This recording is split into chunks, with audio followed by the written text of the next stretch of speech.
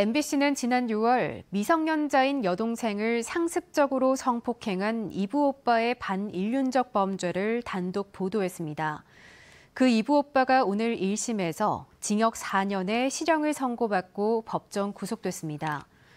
재판부는 실제 성폭력 횟수가 검찰 공소장에 나온 것보다 더 많은 것으로 보인다며 실형 선고 이유를 밝혔습니다. 하지만 미성년자와 합의된 성관계를 가질 때 적용하는 미성년자 의제 강간죄에 대한 한계는 여전했습니다. 조미애 기자입니다. 초등학생 동생을 상습적으로 성폭행한 혐의로 기소된 20대 이부 오빠가 1심에서 4년의 실형을 선고받고 법정 구속됐습니다. 이부 오빠는 사랑한다고 접근했고 폭행이나 협박 없이 합의 아래 성관계가 이루어졌다는 이유로 미성년자 강간죄가 아닌 미성년자 의제 강간죄가 적용됐습니다. 실형 선고가 내려지자 피해 아동의 아버지는 통곡했습니다. 초등학생 딸이 뒤늦게 자신이 성폭행 피해자였다는 걸 깨닫고 고통스러워하던 모습이 떠올라 용서할 수 없었습니다. 집행유예가 나오면 어떨까라는 생각 때문에 되게 많이 고민도 하고 되게 걱정을 많이 했는데 법정에서 구속되는 거 보니까 좀 안도의 한숨이라고 해야 될까? 지난 6월 MBC 보도 이후 이뤄진 재판 과정에서 피해자 친부는 증인으로 나서 수사 과정에서 누락된 추가 범행을 알리고 가해자가 동생과의 성관계 사실을 퍼뜨리는 2차 가해를 하고 있다며 엄벌을 촉구했습니다.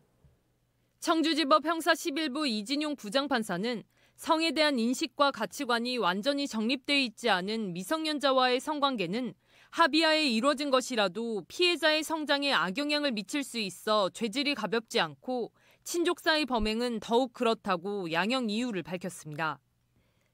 또한 실제 범행 횟수는 공소사실보다 많았던 것이 분명하고 메시지 내용과 여러 정황상 수십 차례 범행에 대한 피해자 진술의 신빙성은 매우 높다며 피해자와 친부 주장에 손을 들어줬습니다.